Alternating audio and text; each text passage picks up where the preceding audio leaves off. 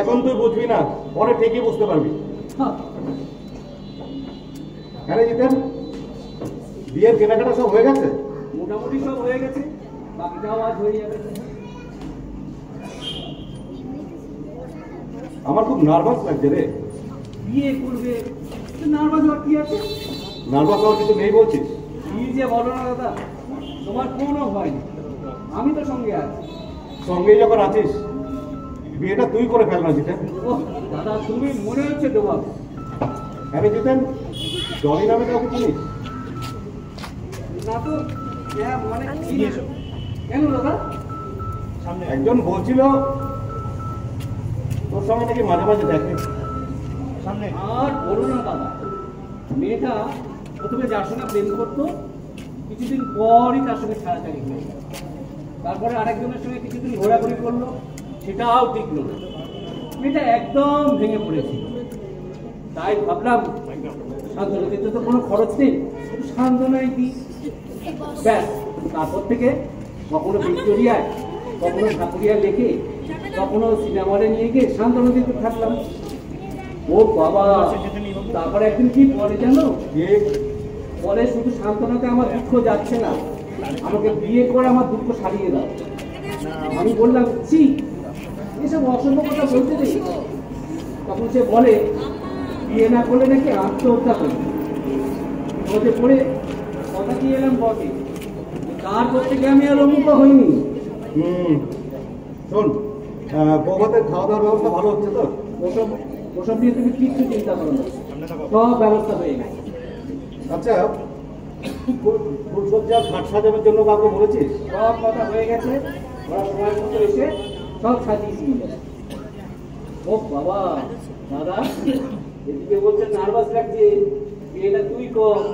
এদিকে ভেতরে ভেতরে তো ভালোই আনন্দ, তাই না?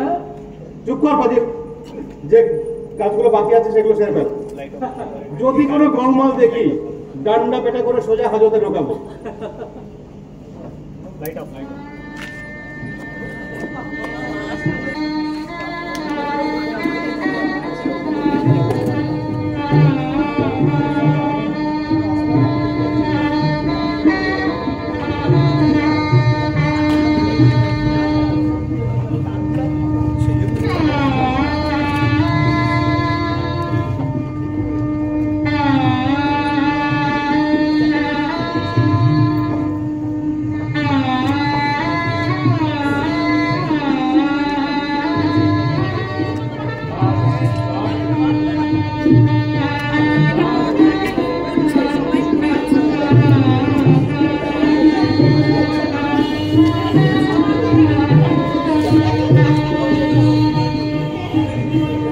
ঘটে জল আছে?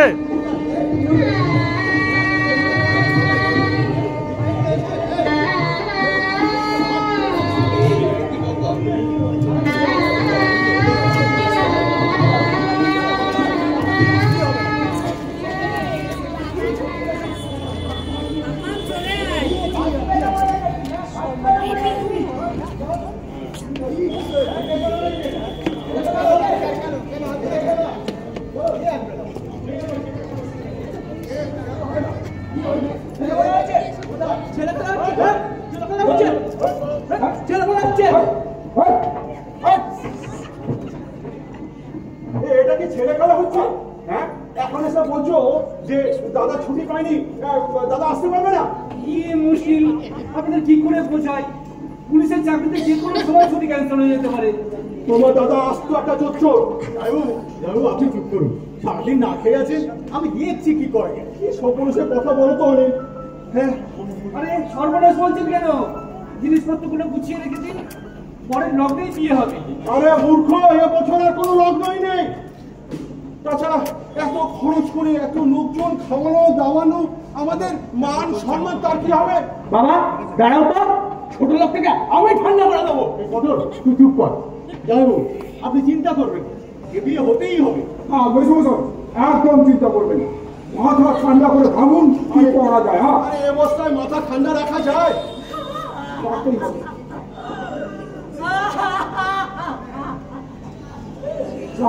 কাঁদেছে।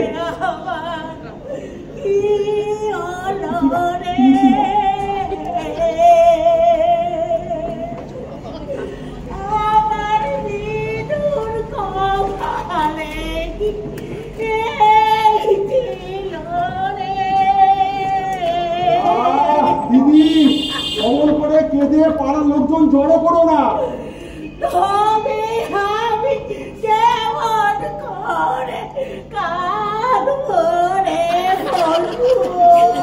তুমি ভেতরে যাও, ভেতরে যাও, এই মিনুকে সামলাও। আমরা বেটা ছেলেরা আছি তো এখানে। চল, আসি, আসি।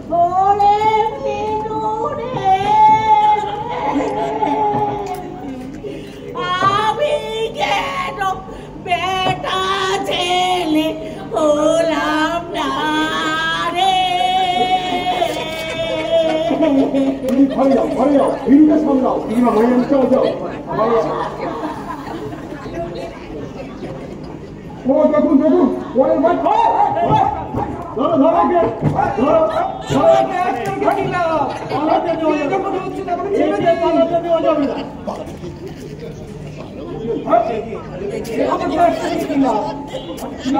ছেড়ে দিন আমাকে। এ বলেছে বিয়ে হবে না, আবার বিয়ে হবে। মশাই, আপনি বিয়ের কাজ শুরু করুন। ফাইজলামি হইতেছে, ফাইজলামি হইতেছে আমার লগে। পরে দেখা নাই বিয়া কি কলা গাছের লগে হইব নাকি? কে বলেছে পরে দেখা নেই? কত আছে? আছে কই কই কই কই? এই তো বল।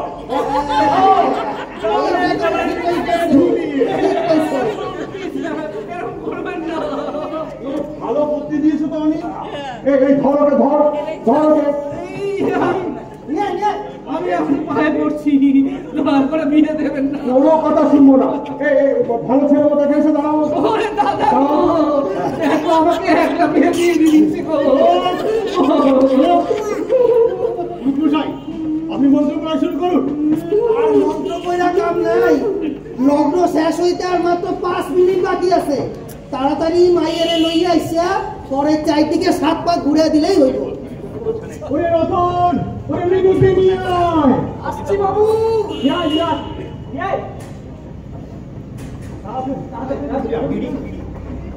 আপনি আমাকে বাঁচান, আমি বিয়ে করতে পারবো না। কেন, কি অসুবিধে? আর আপনার দাদা যখন বিয়েটা করতে পারলেন না, তখন আপনিই করে ফেলুন। না, অসুবিধা আছে। আরে কি অসুবিধা বলুন।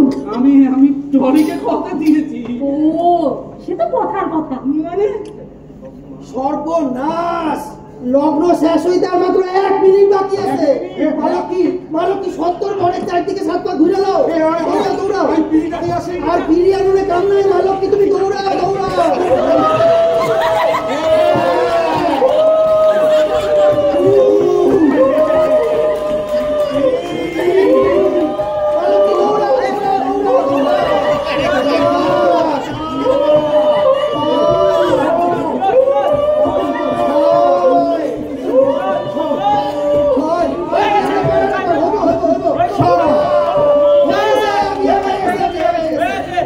বাবা, ভালোভাবে সব কাজ সুসম্পন্ন হলো।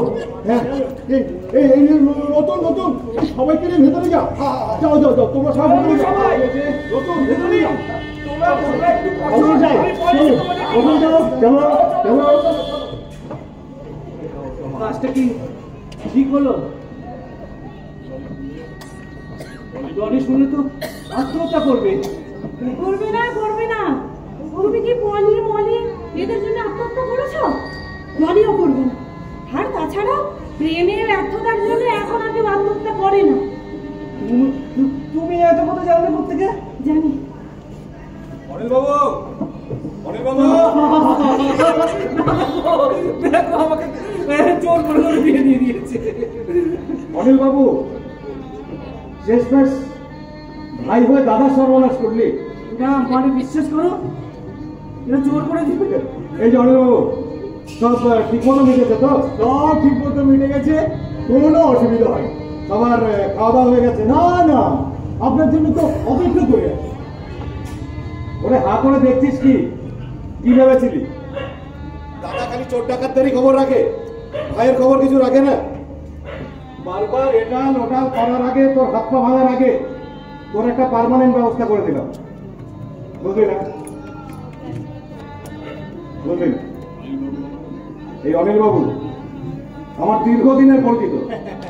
একদিন এসে উনি ওনার ভাগ্যের ব্যাপারে আমাকে বললেন, আমিও খোঁজ খবর নিয়ে দেখলাম মেয়েটা ভালো। তারপর নিজেকে দেখানোর নাম করে তোকে নিয়ে এসে দেখে নিয়ে গেলাম। তোরও পছন্দ হলো, কিন্তু তুই তো ফুলে ফুলে ঢলে ঢলে বেড়াবি, বিয়ে করবি না।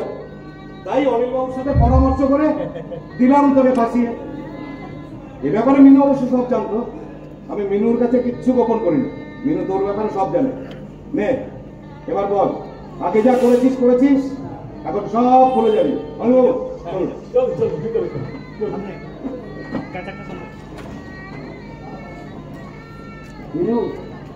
বলছিলাম কি, যা হয়েছে হয়েছে, এখন থেকে সব কিছু ভুলে যাবো, ঠিক আছে? হ্যাঁ, সব ভুলে যাবি। যদি কোনো গোলমাল দেখি, ভাই বলে নেয়াত করবো না, ডান্ডা পেটা করে সোজা হাজতে পাঠিয়ে দেবো আর মার্ডার চার্জে ঝুলিয়ে দেবো। দাদা হয়ে ভাইকে মার্ডার চার্জে ঝুলাবেন? যে ভাই দাদার বিয়ে মার্ডার করে তাকে কি এত সহজে ছেড়ে দেওয়া যায়? কি বলেন আপনারা?